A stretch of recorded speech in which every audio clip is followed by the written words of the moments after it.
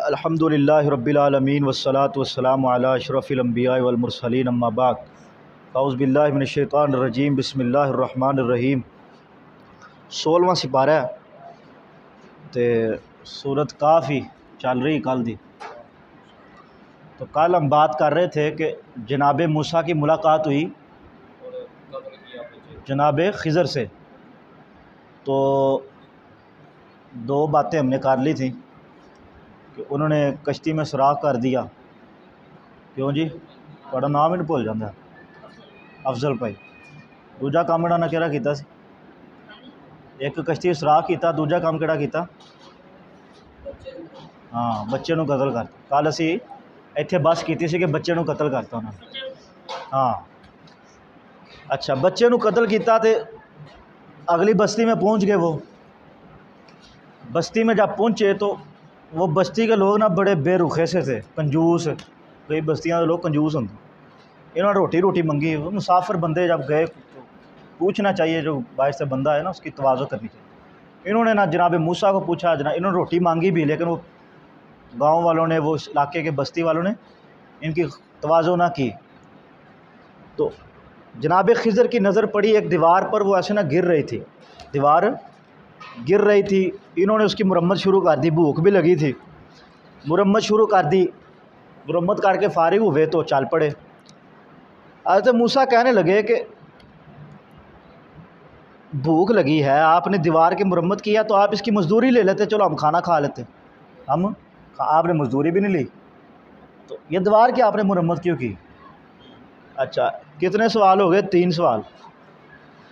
جب دوسرا سوال کیا تھا نا حضرت موسیٰ نے کہ آپ نے بچے کو کیوں قتل کیا، تو جناب خضر نے کہا کہ میں نے آپ کو کہا تھا صبر کرنا ہے، میرے سے نہیں پوچھنا، میرے ساتھ رہنا ہے، صبر کرنا ہے۔ تو حضرت موسیٰ نے کہا تھا کہ اگر میں آپ سوال پوچھوں نا تو آپ مجھے چھٹی دے دینا، اپنے ساتھ نہ رکھانا۔ تو جب دوبارہ کی مرمت کی انہوں نے پھر پوچھ لیا، تو انہوں نے کہا کہ اب جو ہے نا آخری، اب میں تمہیں بتا دیتا ہوں کہ میں نے یہ کام کیوں کیا، اب تم جاؤ، یہ کہا تم صبر نہیں کر سکتے۔ اچھا انہوں نے کہا کہ میں نے کشتی میں سوراخ اس لیے کیا تھا کہ جس ساحل پر کشتی کھڑی ہوئی تھی اس علاقے کا، ساحل کا جو بادشاہ تھا وہ بڑا جو ہے نا ظالم تھا، تو لوگوں کی جو بے عیب یعنی صحیح سلامت جو کشتیاں ہوتی تھیں ان کو اپنے قبضے میں لے لیتا تھا۔ تو میں نے سوراخ اس لیے کیا کہ جو ہے نا غریب کسان مالک کی کشتی تھی، غریب بندہ تھا، تو میں نے کہا یہ کہیں بادشاہ کے قبضے میں نہ آ جائے، تو میں نے سوراخ کر دیا۔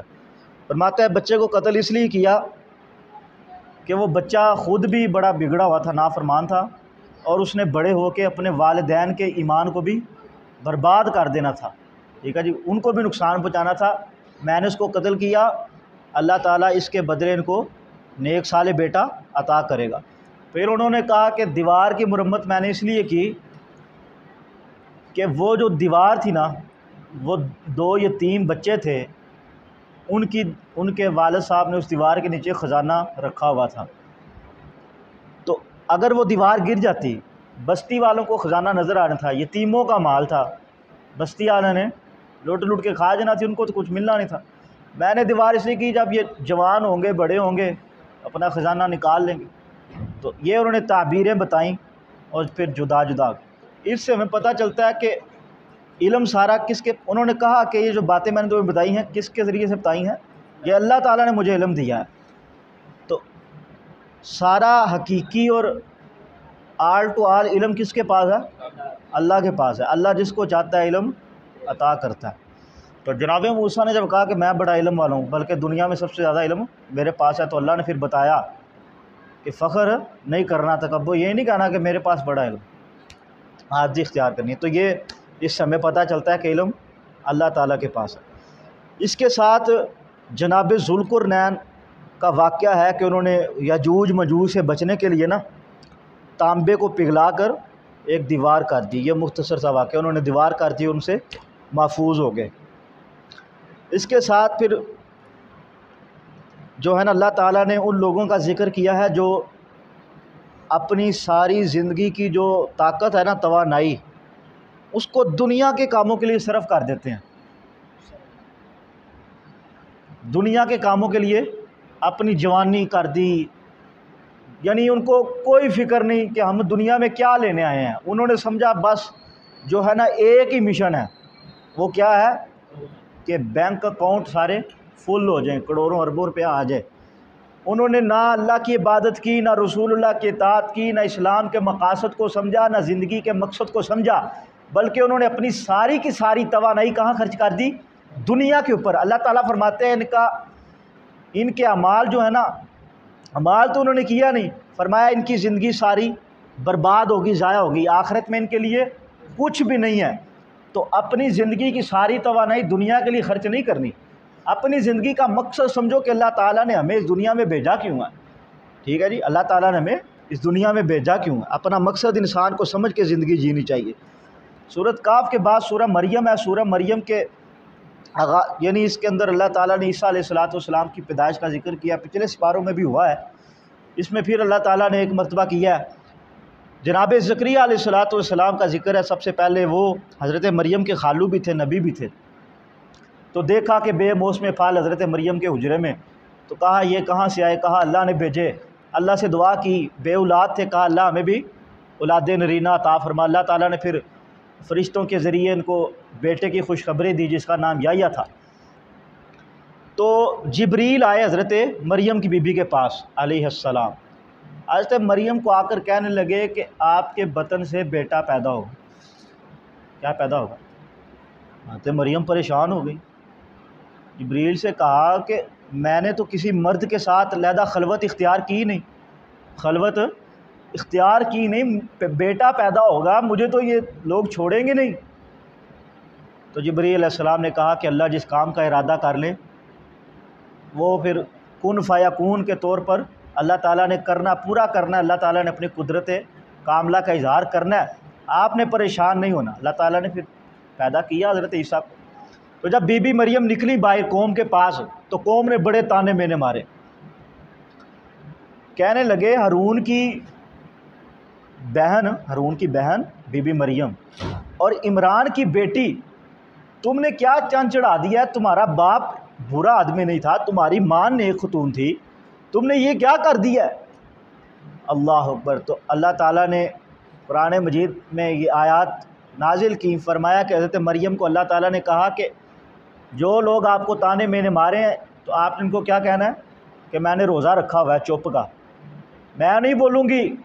حضرت مریم نے عیسیٰ علیہ السلام کو ایسے گود میں اٹھایا اور ان کی طرف اشارہ کر دیا، تو حضرت عیسیٰ نے پھر کیا کہا؟ گود میں تھے، بولے قال انی عبد اللہ آتانی الکتاب وجعلنی نبیا۔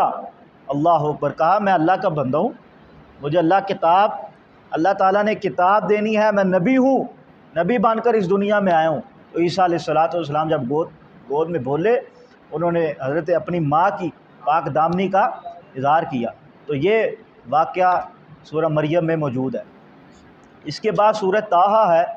سورہ طٰہٰ کے آغاز میں اللہ تعالیٰ نے، بلکہ اس میں حضرت موسیٰ علیہ السلام کا سارا واقعہ ہے، پچھلے سپاروں میں بھی آیا ہے۔